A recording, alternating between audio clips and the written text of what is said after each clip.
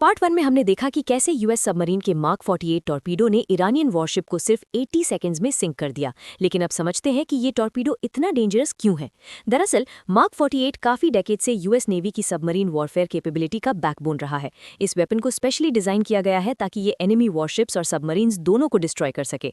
इस टॉर्पीडो को पहली बार 1972 में इंट्रोड्यूस किया गया था, लेकिन तब से लेकर अब तक इसमें मल्टीपल अपग्रेड्स किए गए हैं, जिसमें modern variant MK48 AD cap, advanced guidance systems और इंप्रूव्ड प्रोपल्शन टेक्नोलॉजी के साथ आता है। अगर इसके साइज और पावर की बात करें तो मार्क 48 का वेट लगभग 3800 पाउंड्स यानी करीब 1700 किलोग्राम्स होता है और ये एक एक्सट्रीमली पावरफुल वॉरहेड कैरी करता है जो बड़े से बड़े नेवल वेसल को क्रिपल कर सकता है। इसकी टारगेटिंग कैपेबिलिटी भी काफी एडवांस्ड है, क्योंकि ये एक्टिव और पैसिव सोनार दोनों का यूज करके अंडर वाटर टारगेट्स को ट्रैक करता है।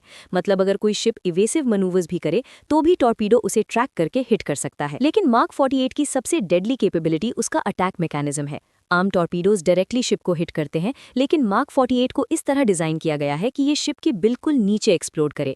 जब ये एक्सप्लोड होता है तो लगभग 500 पाउंड्स TNT के बराबर एनर्जी से एक मैसिव गैस बबल क्रिएट होता है। ये बबल एक्सपैंड और कोलैप्स होता है, जिससे शिप का कील यानी शिप का सेंट्रल स्ट्रक्चरल बीम ब्रेक हो जाता है।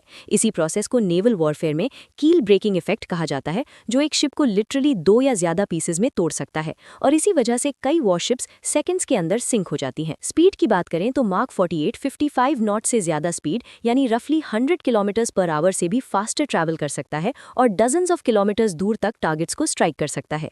इसी वजह से इसे दुनिया के सबसे लीथल अंडरवाटर वेपन्स में से एक माना जाता है। यूएस डिफेंस सेक्रेटरी ने इस स्ट्राइक को डिस्क्राइब करते हुए इसे क्वाइट डेथ कहा है और ये भी बताया गया है कि वर्ल्ड वॉर 2 के बाद पहली बार किसी एनिमी शिप को यूएस टॉर्पीडो स्ट्राइक से सिंक किया गया है। और जब इंडियन ओशन रीजन में ऐसे डेवलपमेंट्स होते हैं तो नेचुरली इंडिया के स्ट्रेटेजिक प्लानर्स और डिफेंस एनालिस्ट्स भी इसे क्लोजली मॉनिटर करते हैं, क्योंकि ये एरिया इंडिया की ट्रेड रूट्स और इंडो पैसिफिक जियोपॉलिटिक्स के लिए एक्सट्रीमली क्रिटिकल है। अगर आपको ऐसी ही जियोपॉलिटिकल और डिफेंस रिलेटेड न्यूज़ सिंपल और क्लियर फॉर्मेट में चाहिए तो चैनल को सब्सक्राइब जरूर करें।